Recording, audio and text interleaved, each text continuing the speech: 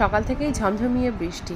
তো রথ আর বৃষ্টি তো একে অপরের পরিপূরক, এটা ছোট থেকেই শুনে আসছি যে বৃষ্টি না হলে রথের চাকা গড়ায় না। তো কি আর করা যাবে, সন্ধেবেলা বৃষ্টিটা একটু থামলে বাড়ির ছোটদেরকে নিয়ে গেছিলাম। তো আমাদের এখানে রথে রাধাকৃষ্ণের বিগ্রহ রাখা হয়, তো সেটা আমরা দর্শন করে গেছিলাম মেলার ভেতরে। তো সবাই বললো একটু আইসক্রিম খাবে, তো সেখানে আইসক্রিম খাওয়া দাওয়া হলো। আর জিলিপি আর পাঁপড় ভাজা তো ম্যান্ডেটরি, তো এবার যাব সেখানে। তো জিলিপি পাঁপড় ভাজা সব কেনাকাটা করা হলো, তারপরে একটু যাবো সেখানে। তো গিয়ে দেখলাম ছোটদের তো খেলনা দেখে মাথা খারাপ, কিন্তু কি করব, এত দাম বলছে কেনার মতো না। আগে ভাবতাম মেলায় বোধহয় খেলনার দাম কম হয়, কিন্তু এখন তো মেলায় গিয়ে দেখি খেলনার কেন, যে কোনো জিনিসেরই খুব দাম। রান্নাবাটি নেই তো এখানে, কোথায় আছে?